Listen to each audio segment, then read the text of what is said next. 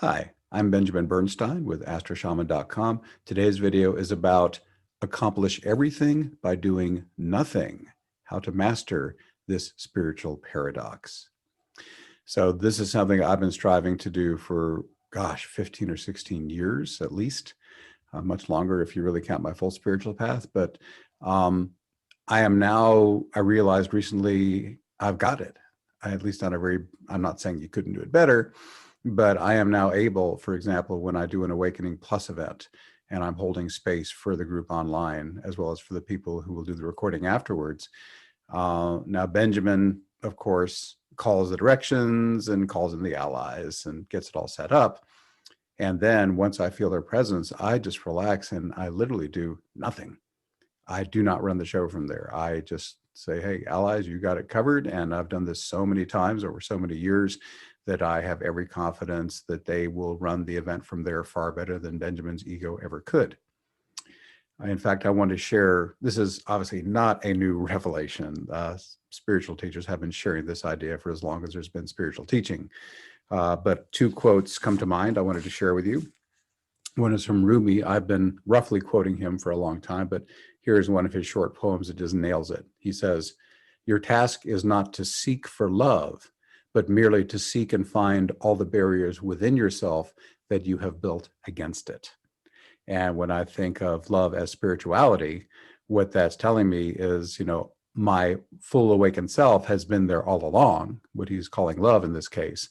And the process of me getting to the point where I could be the easy conduit for all this to happen was just me getting clear enough and getting enough of the heavy energy out of the way, the old wounds and traumas and stuff for over years and years and years of plant spirit work, that I finally have become open and clear enough to do this work. Because I was really thick when I started, and my ego was totally dominant. And I spent decades on my earlier part of my spiritual path just trying to have any kind of meaningful awakening. So one of my beliefs is if I could do it, anybody can, because it's taken me over 40 years to get to this. My hope is that your journey will be much swifter. There's another quote too by Krishnamurti that is aligned with this idea. Let me share this one with you. He says, "You have the idea that only certain people hold the key to the kingdom of happiness. No one holds it. No one has the authority to hold that key. That key is your own self, and in the development and the purification and in the incorruptibility of that self alone is the kingdom of eternity." This makes me reflect back on several years I spent in a private spiritual mentorship with a woman, spent quite a few years not only being in her ceremonies where we did altered states work, but doing many private ceremonies with her. And I got impatient sometimes. I said, well, give me a technique, give me things to do. And once in a while she did, but toward the latter part of the apprenticeship, she wouldn't. She just said, no, you just sit in the ceremony like everyone else and just receive. And I felt like I was being cheated and shortchanged because I had done other trainings where I was taught lots of tools and techniques, and that to my ego seemed to be like the best way to learn. But now I get the wisdom of what she was teaching me. Her style of facilitation, as she explicitly said to me more than once, was to just empty herself. And, especially in a plant spirit context, she said, if for even a moment my ego jumps in and tries to do something, at that point is when the ceremony goes south. She says, for me to facilitate well, I just must release completely, open fully, and allow spirit to work through me. I must be the absolutely clear conduit.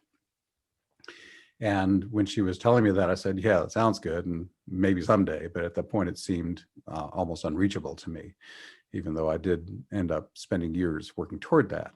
And now I've gotten it at least at a basic workable level.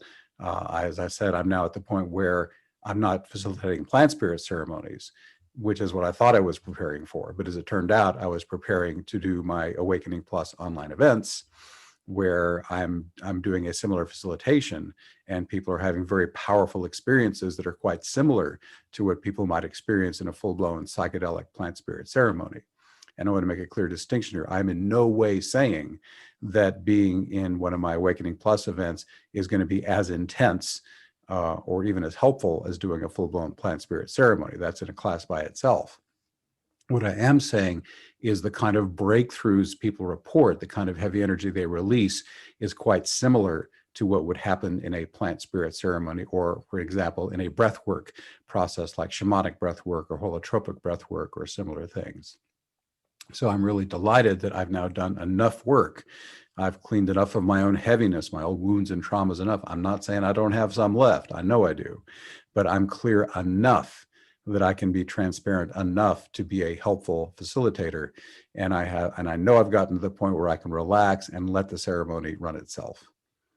And always, I never say any of this just to boast or be prideful. If I tell you something I've accomplished, it's to encourage you to accomplish a similar thing if you're so inclined. Like I said, I was the slow kid in class. It took me decades to get to this. I'm 60 years old. I started my spiritual path back when I was 17. And I know that with just sheer dogged persistence, doing the best I could, working with a series of teachers, none of them perfect, but each one helpful enough to get me the next leg forward, I was able to get to where I needed to get to. And again, what I've learned about awakening, as Adyashanti, a beautiful spiritual teacher, so eloquently said, he says, if you have an awakening and it's what you were expecting, it's not a real awakening. Back when I had my first permanent awakening, the big one, back in 2012, when I was doing like 10 ayahuasca ceremonies for a month in the jungle, I finally got the awakening that didn't disappear overnight. I'd had a couple before then. I would have the awakening, was absolutely in the awakened state, would go to sleep. I'd wake up the next morning, it was gone. Now this was locked in. And it was so ecstatic, so blissful that I thought, man, could this be like the big one? Could I have gone all the way to full source? And sure enough, not. As my downstream experience proved, I had additional awakenings, which were even more amazing. And that every once in a while I get another one, and they're always kind of a level up from the one before. Always indescribable, by the way. They're way beyond mine, but I can tell, okay, next level up, that's happened now. So as many as I've had, my sense is the level of awakening I've achieved is just a teensy tiny, step toward what's possible. If I had to put a number, I'd say my awakening is probably not even 1% of what's possible, but it's enough to be helpful. And the way I like to talk about people helping other people, if you're just one rung up the ladder from someone else, you can help them at least get as high as you are. So spiritual stuff is such a paradox. I sit here telling you I'm awake enough to help. I'm serving, I'm able to surrender and allow things to come through me in a really flowing, harmonious way, which is a huge step up from where I was. And also seeing from my own perspective that the distance I have yet to travel is still vast. So I speak with confidence about what I have, and with great humility, realizing how far there is yet to go, or at least suspecting, because you don't know what you don't know yet. So let's bring this back to you, which is who I'm making this video for. If you're still in a state where you're striving, you're struggling, you're having to make everything happen yourself, and everything seems like it's an effort, I get you. I was there not so long ago. I guess what I am saying is, if you find a valid spiritual path that works for you, if you realize that your awakened self is already there, the love that Rumi refers to is already there, 100% fully present within you, even if you're not aware of it yet, all you have to do is start peeling off the layers that are between your human self and your divine self. In my own teaching, I call this the great onion of consciousness.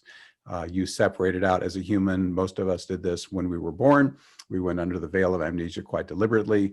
And now our spiritual path of awakening is very much about facing and clearing those old levels of pain, which is why one of my fundamental tools is a shadow work tool. The healing invocation says, when you feel something unpleasant in you, you call the divine to clear it away for you. You delegate it. It clears and heals you far better than you can do it for yourself, in my experience.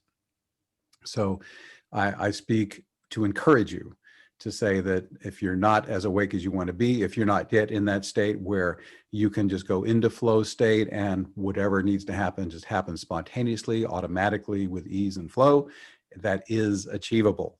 But you are going to have to stick with it. You're going to have to face all that heavy, unprocessed pain and wounding and emotional difficulty in yourself, layer by layer. And therefore, it's super helpful to have a good shadow work tool. Whether you use my healing invocation or anything else that gets the job done for you, more power to you. Do what works best. But I'm just here to tell you, I've gotten as far as I have through persistence, through being willing to face all that heavy stuff, through using the best modalities I was aware of to get that stuff cleared. And if you are so inspired, I just want to let you know the persistence has paid off. I've gone through some horrific, really difficult clearings over the years, and they were not fun, and they were so worth it. So I hope this has been inspiring for you.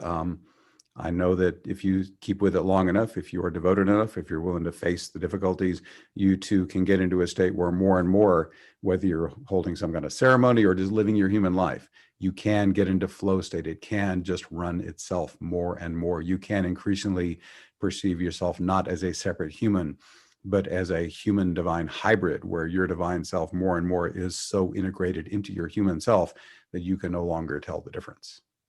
And even then, when you hit even a level of awakening like that, you'll realize, wow, and still so much yet to grow into. And isn't that awesome that I am not going to stagnate even in any level of bliss, but the bliss and ecstasy and awesomeness and service capacity will just keep growing over time. We're moving into the Aquarian age, guys.